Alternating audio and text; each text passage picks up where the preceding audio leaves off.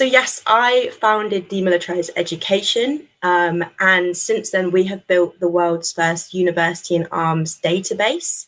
And what that means is we track university investments, research, and academic partnerships.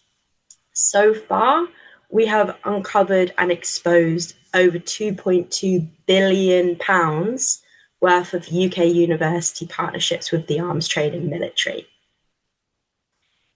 It's incredible to think about that data in the context of the economic transformation that we require to really survive, to really have security systems that are pleasing and useful to all people in our country. 2.2 billion, and that's just what we've found. We, of course, expect there to be a lot more. Now, what we do with this data is we work with students and staff across the country and communicate with university administration to campaign for commitments and compliance to the Demilitarized Education Treaty. This treaty is a policy roadmap, essentially. It talks the university through different articles of expectations around how we expect them to have their investment policy, research policy, their inclusion processes, and so on. Now, it's really incredible because this framework is the first of its kind, as well as the database.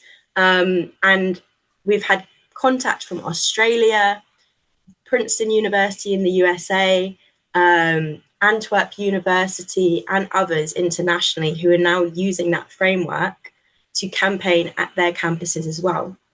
And I think it's important to tell you guys that because it demonstrates the way that our infrastructure is helping the campaigners internationally now to be able to build consistent language and consistent campaign structures around divestment and disarmament.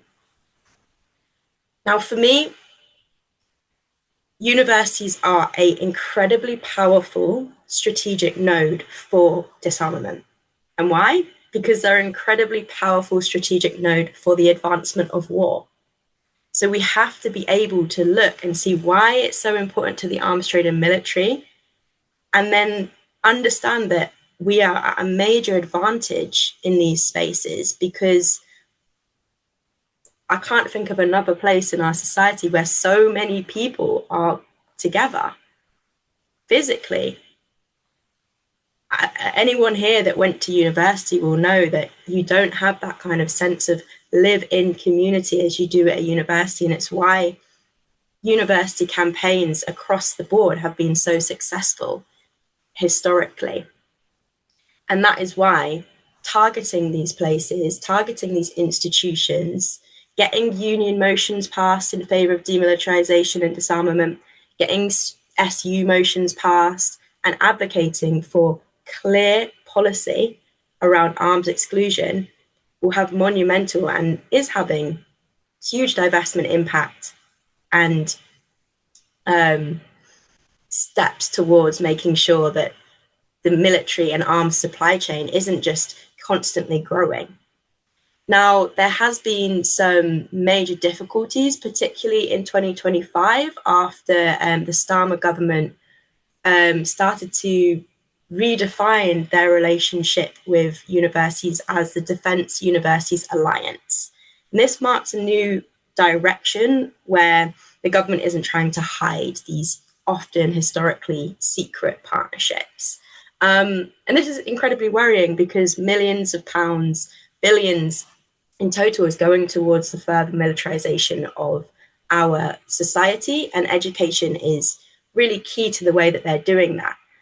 For example, they're putting £182 million into 5 new defence technical colleges, and they're getting UCAS involved to promote military jobs at the point of student recruitment. So this, of course, is a big tide that we're fighting against at the moment. However, last year was also really successful, of course, with this complete collapse in governance that's happening across the world, the genocide in Palestine, Sudan, and so on, has led to there being many more eyes on the need for ethical divestment. And that has meant that King's College Cambridge was the first Oxbridge college to change their investment policy last year to no longer include arms. We also had York University. King's College Cambridge was an interesting one because they are a hugely militarized institution with a war department, but they did get pressured by their students to no longer include controversial arms companies. Of course, BAE Systems managed to slip through that categorization, so the divestment impact wasn't actually anything at all. But still, it shows the direction that our momentum is taking these campaigns and pressurizing institutions to be able to not turn away from the risk of their reputation while they continue to partner with such awful institutions. In terms of... You're nearly at time, Jinsella. You're nearly at time. You're nearly at time. Thank you. Yes, so final point is that the atomic weapons establishment is seriously involved with universities. We have new nuclear warheads being built at Sheffield University. And for example, atomic weapons establishment has promoted 124 postgraduate and postdoctorate research contracts and had 190 papers published across STEM journals in 2024 and 2025.